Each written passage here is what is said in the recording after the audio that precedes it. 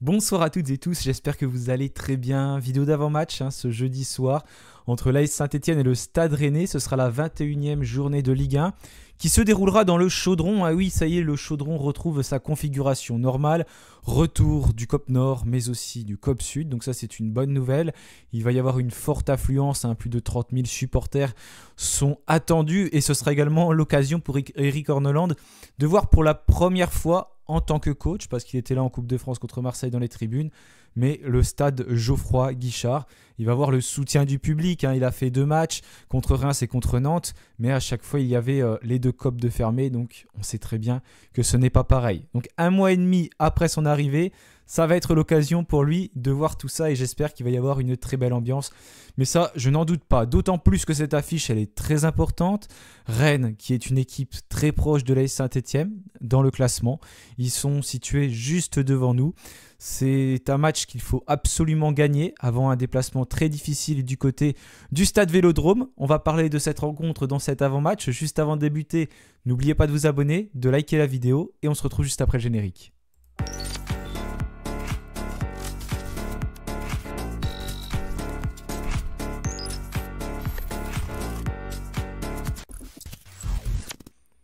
Et oui, donc c'est la première rencontre d'Eric Orneland dans un stade Geoffroy Guichard qui sera bien rempli face à une équipe rennaise qui n'est pas située là où elle le souhaite. Bien entendu, c'est une équipe qui a plus l'ambition de jouer la Coupe d'Europe plutôt que de jouer le maintien. Cette saison, on a vu que c'était compliqué et ils ont fait un mercato hivernal très important avec énormément de joueurs qui sont arrivés. On va y revenir dans quelques instants. En tout cas, Eric Orneland s'est présenté devant les médias avec Louis Mouton, une conférence de presse qui a duré assez longtemps, 50 minutes sur le site de Saint-Etienne. J'ai presque tout écouté, il me manquait quelques minutes de Louis Mouton, mais en tout cas, j'ai bien pu écouter ce qu'a dit Eric Orneland, donc il a pu faire le point sur son effectif. On a été épargné par la grippe cette semaine. Aymen Mouefek s'entraîne normalement depuis le début de semaine. Maxime Bernauer n'est lui pas disponible pour ce rendez-vous. Une très mauvaise nouvelle pour nous. Je rappelle que Dylan Batoum-Binsika est lui suspendu. Il va devoir faire un choix en défense centrale. Donc n'hésitez pas à mettre votre avis en commentaire. Il a pris un coup sur son genou. Ce n'est pas grand-chose, mais il doit récupérer.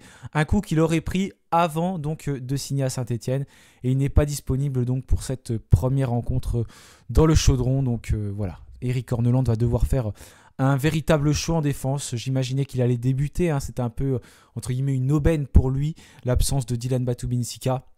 Finalement, Maxime Bernauer ne sera pas dans le groupe des 20 joueurs convoqués par Eric Orneland. Voilà pour l'état actuel du groupe avec donc les absents, toujours Benold, c'est pareil, on l'a vu reprendre l'entraînement, donc ça fait plaisir, il est revenu je crois la semaine dernière, on a vu quelques photos sur le site du club, donc il reprend tout doucement, il va revenir certainement dans quelques semaines, peut-être un mois et demi, je ne sais pas du tout les délais, mais on se rapproche normalement du dénouement pour Benold et ça va enfin se terminer cette période où il n'est pas joueur de Saint-Etienne, en tout cas il n'est pas présent dans le groupe stéphanois parce que bien sûr il ne peut pas jouer. Donc Maxime Bernauer absent parce qu'il a pris un coup, je rappelle qu'il peut jouer défenseur central, qu'il peut jouer latéral et également milieu défensif. Aymen Mouefek qui serait touché lui au niveau du mollet depuis la rencontre contre Reims, en tout cas c'est ce qui a été évoqué en conférence de presse, donc il a repris, il ne sera pas dans le groupe. Dylan Batoum-Binsika qui est suspendu, la décision de la commission de discipline est tombée ce mercredi. Dylan Batoum-Binsika a pris un match de suspension et un match avec sursis. Et Ibrahim Awadji qui est donc toujours blessé.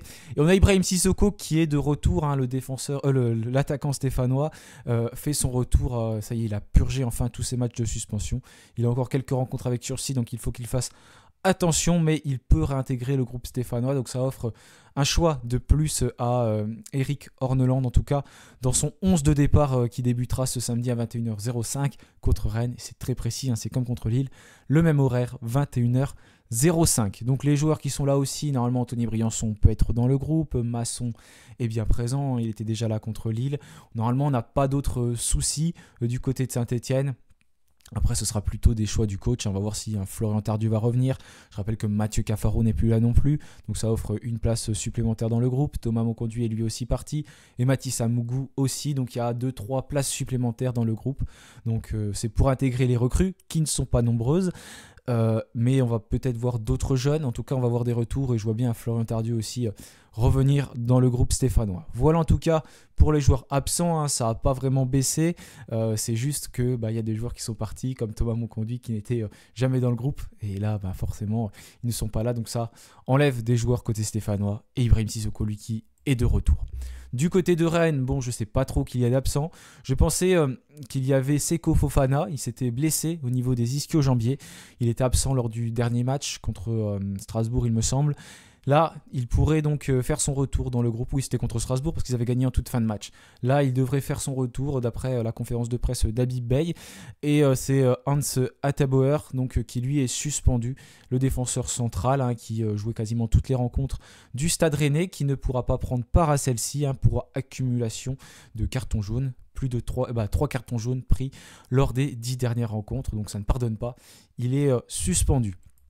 On a des joueurs stéphanois sous la menace, du moins un, à moins que j'ai fait une erreur, mais je crois qu'il n'y a que Gauthier Larsonneur. Il lui reste une rencontre où il doit faire attention. S'il prend un carton jaune, il ne sera pas suspendu contre Marseille, mais ce sera lors du prochain match et je ne peux même pas vous dire parce que je ne sais même plus quel est le prochain match, mais en tout cas Gauthier Larsonneur doit faire attention de ne pas prendre un carton jaune bête, des fois en rouspétant un petit peu, il a tendance à le faire, il avait pris un carton jaune dernièrement comme ça, donc il faut qu'il fasse très attention. Donc pour cette équipe du Stade Rennais, je vous affiche leur mercato, vous voyez c'est assez important, ils ont recruté un peu à tous les postes, avec Seko Fofana qui est arrivé d'Arabie Saoudite, on avait un mercato où ils étaient focus sur beaucoup de Lensois ou d'anciens Lensois. Brice Samba, un des meilleurs gardiens de Ligue 1, qui a signé donc un contrat avec Rennes. Vous voyez, il y a des joueurs qui sont revenus, c'est quand même des joueurs bien connus de cette Ligue 1, comme Ismaël Koné, comme Lilian Brassier, Arthur Tété, Moussa Tamari qui vient en provenance de Montpellier. Donc pas mal de recrues pour cette équipe de Rennes. Donc c'est un des mercatos qui a coûté le plus cher, environ 75 millions d'euros. C'est les valeurs sur Transfermarkt que je vous affiche là, donc il faut faire attention avec ce qui est affiché. Mais généralement, c'est à peu près réaliste, c'est ce qui est sorti. Mais on voit que Rennes était un peu en mode panique après leur mauvais début de saison. Et ils n'ont pas envie de descendre en Ligue 2. Donc ils ont dit on va faire un gros mercato, en plus de l'arrivée du coach, bien sûr, Habib Bey, qui est arrivé il y a un peu plus d'une semaine maintenant du côté de Rennes. Vous voyez leurs derniers résultats, donc c'est pas glorieux pour cette équipe qui perdait tout le temps et ils ont gagné contre Strasbourg en toute fin de match 1-0. Ils avaient perdu contre Monaco, contre Brest, contre Marseille, contre Nice. Bon, ça reste des très gros adversaires qu'ils ont affrontés dernièrement. On sait que c'est difficile de prendre des points contre eux. Si on regarde nous, on a pris 0 points contre ces 4 équipes également. Voilà pour cette équipe. Donc il peut jouer dans un système en 3-4-3, 3-4-2-1. Jorge Sampaoli faisait un peu ça. Donc ils ont changé 3 fois d'entraîneur quand même Rennes depuis le début de la saison. Ils ont eu 3 entraîneurs. Et puis Habib Bey est parti dans un dispositif similaire en 3-4-3, donc qui a fonctionné puisque se sont imposés en toute fin de match. C'est Ludovic Blas qui a inscrit le but de la victoire. Vous voyez cette équipe rennaise donc, qui est située juste devant l'AS Saint-Etienne. Encore avant cette journée, ils étaient derrière nous.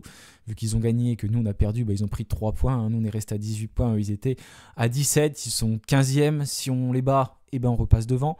Le match aller n'est pas un bon souvenir, on avait pris une tôle là-bas, donc c'est toujours Montpellier 17e et Le Havre qui est situé dernier, mais ces équipes se sont rapprochées. Donc bien sûr que ces matchs sont importants, j'avais vu passer aussi le calendrier de fin de saison avec des adversaires redoutables, vraiment les 3-4 derniers matchs. Donc il faudra prendre des points avant. On sait qu'il faut prendre des points contre des adversaires comme Rennes, comme Nantes, comme Auxerre. On a eu du mal contre ces 2 équipes-là. Un point pris chez chacune d'elles, contre chacune d'elles. Il y en avait un match à Geoffroy Guichard et un autre du côté du stade de l'Abbé des Champs. Et contre Rennes, il va falloir impérativement gagner pour ne pas chuter au classement, parce qu'on pourrait passer relégable, mine de rien, si jamais on perd et que Montpellier s'impose, 1-0, 1-0, ça jouera à la différence de but. Je ne sais plus trop comment ça joue, plus à la différence de but, parce qu'on aurait pareil par exemple, mais je ne sais plus comment ça se joue. Peut-être qu'on resterait devant vu qu'on les a battus au match aller. Mais on voit quand même que il faut faire attention, que la zone de relégation n'est pas très loin. Et contre cette équipe rennaise, il va falloir performer. C'est une équipe, forcément, qui n'a pas des statistiques impressionnantes. Ils ont perdu des joueurs, comme notamment Amine Gouiri qui a signé du côté de Marseille. Donc il y a eu beaucoup d'arrivées, mais aussi quelques départs. 27 buts marqués, 30 buts encaissés. À domicile, c'est une équipe qui performe. Et puis à l'extérieur, c'est la dernière de ce championnat. Donc voilà, la victoire, elle est très importante. Ils sont à peu près comme nous, sauf qu'ils n'ont qu'un match nul et nous, on en a 2. Donc ils sont 18e. Arnaud Kalimuendo est le meilleur buteur buteur et le meilleur passeur décisif, c'est Ludovic Blas qui avait donc offert la victoire dans les tout derniers instants contre Strasbourg. Voilà pour cette équipe rennaise, donc on ne peut pas trop se baser non plus sur le match d'avant parce que Ludovic Blas installe autre chose, comme le fait Eric Horneland du côté de Saint-Etienne. Hein. C'était difficile pour les premiers adversaires de Saint-Etienne d'évaluer ce qu'on allait faire parce qu'on ne connaissait pas Eric Horneland encore. Maintenant, ils sont un peu plus compris comment il fonctionnait et l'effectif que l'on avait. Donc cette équipe stéphanoise que je vous affiche, au niveau du classement, c'est comme Rennes, hein, quasiment, on est à 2 points derrière, c'est pour ça que c'est important de gagner. Mine de rien, ça fait 4 matchs consécutifs qu'on ne gagne pas, seulement 2 points pris donc sur 12 possibles, ce qui n'est vraiment pas beaucoup. Il va falloir donc s'imposer impérativement contre cette équipe rennaise, progresser en attaque, progresser en défense. Hein. D'ailleurs, Louis Mouton regrettait un peu ce qu'il avait raté contre Lille parce que ça aurait pu changer carrément le match. Hein. Il y a aussi quelque chose qui nous fait défaut, c'est qu'on prend énormément de pénaltys, qu'on fait beaucoup d'erreurs individuelles, des choses qu'il faut gommer bien entendu, parce qu'on sait que la défense c'est une priorité si on veut réussir à ramener des points, et quand on prend des buts et qu'on a du mal à marquer, c'est difficile. Donc en attaque, en défense, on est parmi les pires équipes du championnat, 43 buts encaissés, ce qui est énorme avec beaucoup de pénaltys, qu'on n'arrête pas d'ailleurs. Il y avait eu un Greenwood, mais sauf que après il a réussi à marquer malheureusement. À domicile, c'est là qu'on a à peu près le meilleur, même si on est dans la deuxième partie du classement. À l'extérieur, on ne performe pas comme cette équipe rennaise, on est moins pire qu'eux, donc pour une fois on peut le souligner. Davitashvili, toujours le meilleur buteur, c'est d'ailleurs lui qui a marqué contre Lille, et le meilleur passeur c'est Lucas Tassin. On a également Eric Horneland qui s'est exprimé sur le mercato stéphanois, il a dit qu'il faisait confiance à ses joueurs actuels, que quand il est arrivé à Saint-Etienne, voilà, il l'avait déjà dit en conférence de presse qu'il voulait se servir de son effectif, qu'il allait construire avec eux, qu'il était content de ce qui se passait aux entraînements, voilà, que lui n'avait pas forcément fait de choix durant le mercato. Il avait analysé par vidéo pas mal de joueurs et puis il avait donné son avis sur aux dirigeants. Et malheureusement, on a vu que dans les dernières heures du mercato, mais j'en avais parlé durant une vidéo cette semaine, que on a raté pas mal de coups du côté du PSG, Carry, et puis un Lensois également qui aurait pu rejoindre Saint-Etienne. Et ça ne s'est pas fait et on a perdu des joueurs, Cafaro, Monconduit et Mathis Amougou. Voilà en tout cas pour le dernier 11 aligné par Eric Horneland, où on retrouvait Irving Cardona en tant que nouvelle recrue. Maxime Bernauer ne va donc pas disputer ses premières minutes ce samedi comme il sera absent du groupe. Dylan Batubinsika est absent, et on se pose la question, quel choix va faire Eric Horneland? Voici ma composition, celle qui pourrait être alignée. Ça ne va pas changer en défense avec Gauthier Larseneur dans les buts, Denis Sapie à droite, Léo Petro à gauche. À moins qu'il y ait des changements, il a parlé qu'on avait d'autres joueurs comme Cornu, comme Ivan Masson. Peut-être qu'il va changer les latéraux, mais je ne le vois pas trop changer honnêtement. Anthony Briançon et Michael Nadé en défense. J'ai mis Michael Nadé, donc je pense que c'est notre valeur la plus sûre. Il va rester dans son poste d'axe gauche. Et là, il nous faut un droitier. On a vu avec Younis Abdelhamid, qui est gaucher en plus, que c'était très compliqué lors de son entrée en jeu. J'ai pas envie de le revoir titulaire. Personnellement, Anthony Briançon n'a pas joué depuis le début de la saison, mais c'est peut-être sa chance. Reprendre sa place dans le groupe stéphanois, c'est un joueur qui n'a pas pu bénéficier de temps de jeu. Des fois, une suspension, une blessure, ça peut profiter à certains joueurs. Et j'espère que ça va profiter à Anthony Briançon, d'autant plus que Dylan Batubinsika n'est pas très rassurant non plus, on va pas se mentir, depuis le début du championnat. Younis Abdelhamid l'est encore moins, et c'est le moment peut-être pour Anthony Briançon de se faire une place avant que Maxime Bernauer vienne. Et il peut aussi dépanner à droite, donc ce sera vérifié. En tout cas, je vois bien Anthony Briançon testé. Eric Horneland en a parlé en conférence de presse. Il pourrait avoir sa chance et je pense que ça peut être une bonne opportunité. Bien évidemment, j'attends vos retours également en commentaire. Qu'est-ce que vous en pensez? Mais ça peut être un choix fait par Eric Horneland. Pierre Ecoua qui sera en tant que numéro 6. Benjamin Bouchouari, Louis Mouton au milieu de terrain. D'ailleurs, Eric Horneland a dit qu'il fallait faire jouer les jeunes du centre de formation. Louis Mouton avait gagné sa place, c'est pas que parce qu'il était du centre et qu'il était jeune, mais il faut faire jouer ces jeunes-là. Donc Louis Mouton pourrait être de nouveau titularisé, c'est un peu le cas tout le temps. On a également Gillian Nguessan, qui va certainement encore être dans le groupe, il a l'habitude de l'être, et avec les départs comme Cafaro, ça offre une place en plus dans le groupe, il l'avait déjà. Donc là, j'imagine qu'il sera également sélectionné. Cardona, je le revois bien titulaire. Il n'a pas l'air d'avoir trop de casse. Il a parlé quand même que voilà, il s'est entraîné un peu, je crois un peu seul cette semaine. Donc il faut faire attention. S'il n'est pas titulaire, ce sera certainement Augustin Boaké. Zuriko Davitashvili, qui pour moi est très frustrant, mais il est titulaire, j'imagine, sur le côté gauche. Et Lucas Tassin sera aligné en pointe de l'attaque, à moins qu'il y ait une surprise avec la première d'Ibrahim Sissoko sous l'air Eric Corneland.